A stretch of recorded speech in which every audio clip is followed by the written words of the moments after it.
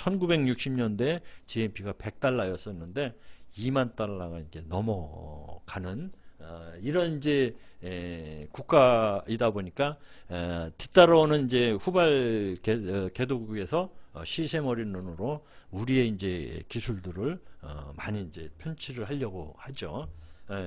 그런데 이렇게 세계 국가 경쟁력 세계 11위로 많은 이제 이 시샘을 받고 OECD 국가로 하면서 선진국 부분에서 샴페인을 뭐 일찍 터뜨렸다라고 하는 외신 보도 이런 부분들 여러분들 기억이 나실 겁니다. 2017년에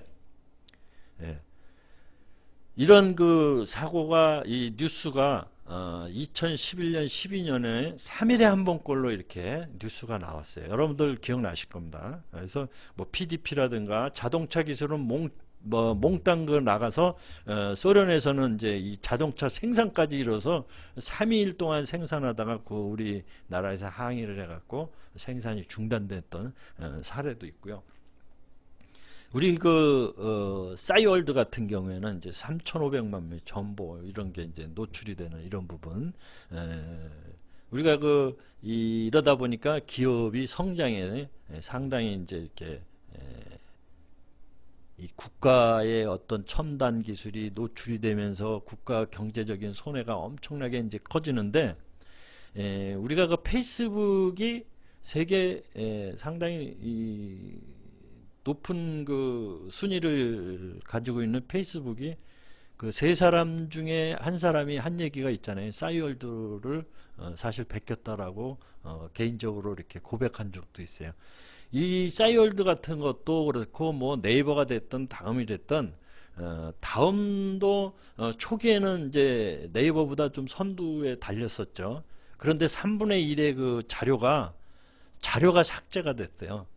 그래서 어떤 이유로 됐는지 아직 밝혀지지는 않았지만 그 뒤에 이제 지식인이 뜨면서 네이버가 이제 굉장히 크게 이제 발전을 해서 격차가 굉장히 커져 있죠.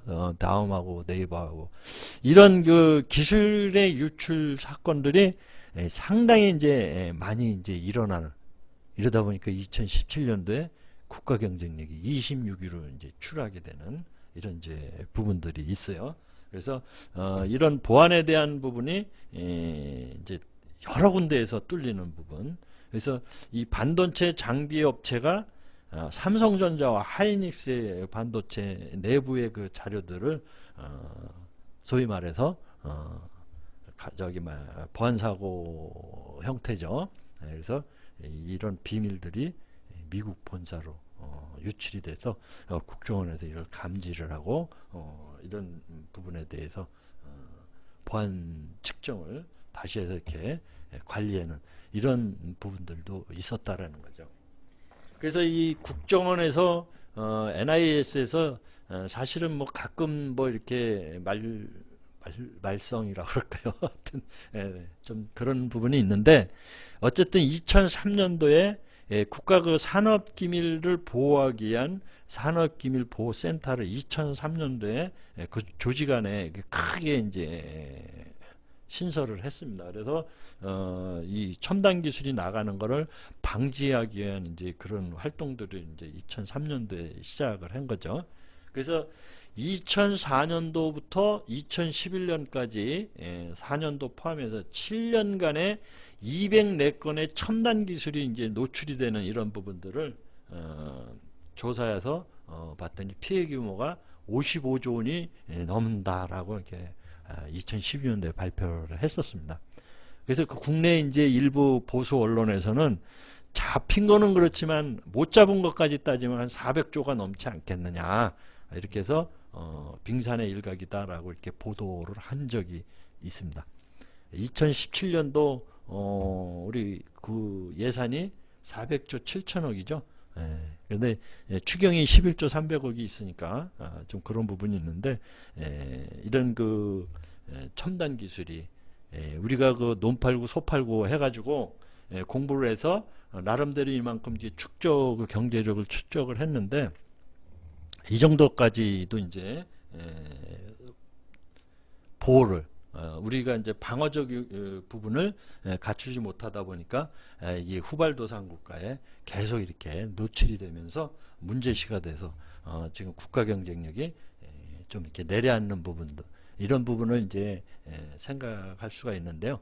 그래서 보안이 굉장히 중요하다라는 부분을 우리 R&D 하시는 분들이 멘티 기업한테 이런 부분을 주지시키는 것도 상당히 도움이 되리라고 봅니다. 어쨌든 이 204건과 관련돼서 NIS에서 이제 업종별로 보니까 전기전자가 31%고요. 전직 직원에 의해서 62%, 그 다음에 이 개인 영리 관련해서 61%고요. 무단 보관으로 해서 42%가 이제 이렇게 데이터화 했어요. 자, 이 데이터는 이제 NIS에서 이제 발표를 했는데, 혹자는 이런 자료를 가지고 비판을 하시는 분들도 계세요. 신자유주의 폐단에 의해서 이렇게 문자로 이렇게 해고를 통보하고 이러다 보니까 과연 20년, 30년 기업에 이렇게 해가지고 열심히 이렇게 일을 했는데 어느 날 문자를 이렇게 하면 그렇죠? 이런 부분은 좀 이제 대기업 중심의 어떤 정책들은 로 인해서 일어났다라고 맞받아치는 그런 게 비판하시는 분들도 계세요. 어쨌든 이제 이러한 자료들이 있다라는 부분하고 이런 그 양쪽 얘기를 판단은 여러분 스스로 이렇게 하시면 되겠습니다. 그래서 뭐 좌우 뭐 이런 그 용어의 프레임, 경제적 용어가 정치적 용어로 바뀌면서 그 프레임에 우리가 많이 이렇게 갇혀 있는 부분들이 많이 있는데 이따 이제 또 뭐 말씀드릴 부분이 또 있겠습니다만은 판단은 여러분들이 하시면 되겠습니다. 이렇게 해서 사이버 보안과 일반 보안에 이제 이 사고들이 나면 회사 이미지가 이제 크게 실추되고 회사의 그 경쟁력이 상실이 되면서 회사의 그 존폐 부분까지도 가는 사례들을 우리가 많이 볼 수 있습니다. 그래서 이 어떤 그 사이버 보안과 관련된 여러 말씀들을 드렸는데 그만큼 이제 기업의 그 기술력이라든가 여러 형태가 이런 보안 유출 사고가 남으로 해서 이런 이제 중요성들을 다시 한번 이제 점검을 좀 이렇게 하는 뜻으로 보안에 대해서 한번 다시 한번 이렇게 주지를 시키겠습니다. 그래서 보안의 종류는 이제 산업 보안, 기업 보안, 뭐 사이버 보안, 뭐 군사 보안, 뭐 이렇게 융합 보안 등등 여러 형태가 있다는 건 이제 뭐 이제 인지를 하셨을 것 같고요. 과연 보안의 주체는 누구고 객체는 누구냐라고 이제 물으신다면 사실은 국가도 보안의 주체가 될 수도 있고 객체가 될 수 있고 저 자신도 기업도 마찬가지로 주체와 객체가 될 수 있다라는 겁니다. 이게 무슨 얘기냐면 바꿔 얘기하면 권리와 의무를 함께 지고 있다라는 부분으로 이제 말씀을 드릴 수가 있죠. 그래서 뭐 이 기업의 비밀은 이제 뭐 여러 형태로 해서 상대 기업, 경쟁 기업에 물론 이제 선의의 경쟁이라고는 하지만 상대에 노출되면 일단 기업의 어떤 경쟁력이 상실되는 부분이 있기 때문에 본인이 또 기업이 또는 국가가 주체가 될 수 있고 객체가 될 수 있다라는 말씀을 드리고요.